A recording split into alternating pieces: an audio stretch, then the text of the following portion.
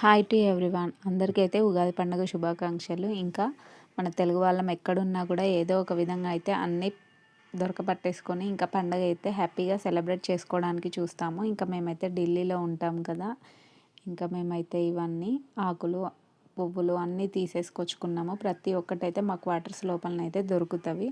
ఇంకా మేమైతే బయట కడిగేసి అయితే వెళ్ళిపోయాము. నేను మా ఫ్రెండ్ ఇంకా ఆకులు తీసుకొచ్చుకున్నాము. ఇంకా లోపలైతే తడిబట్ట పెట్టేసి తుడిచేసుకొని ఇంకా ఈ లోపైతే బయట అయితే ముగ్గులెట్టుకోనికైతే వెళ్ళాను. ఆ లోపలికి మా పిల్లలైతే ఇంకా లేవలేదు. మార్నింగ్ 8:30 అలా అవుతుంది. వాళ్ళు స్కూల్ లేదు కాబట్టి కొంచెం లేట్గా పడుకొని మార్నింగ్ లేట్గా లేస్తారు. ఇంకా నా ముగ్గు అయితే సింపుల్గా అయిపోయింది. ఇంకా మా ఫ్రెండ్ అయితే చాలా కష్టపడుకుంటూ వేచింది.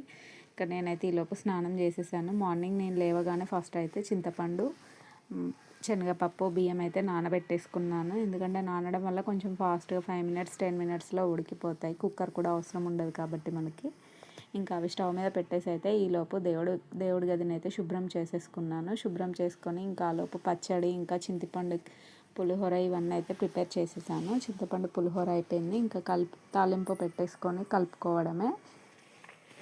ఇంకా ఇవన్నీ చేసేసి ఇంకా మా అమ్మమ్మ నేర్పించినట్టుగా అయితే నేను ఇప్పుడు కాదు, చాలా సంవత్సరాల నుంచి మా అమ్మమ్మ చెప్పినట్టే నేను చేస్తాను. ఇంకా వేరే ఏ విధంగా నేను ట్రై చేయలేదు, నాకు రాలేదు.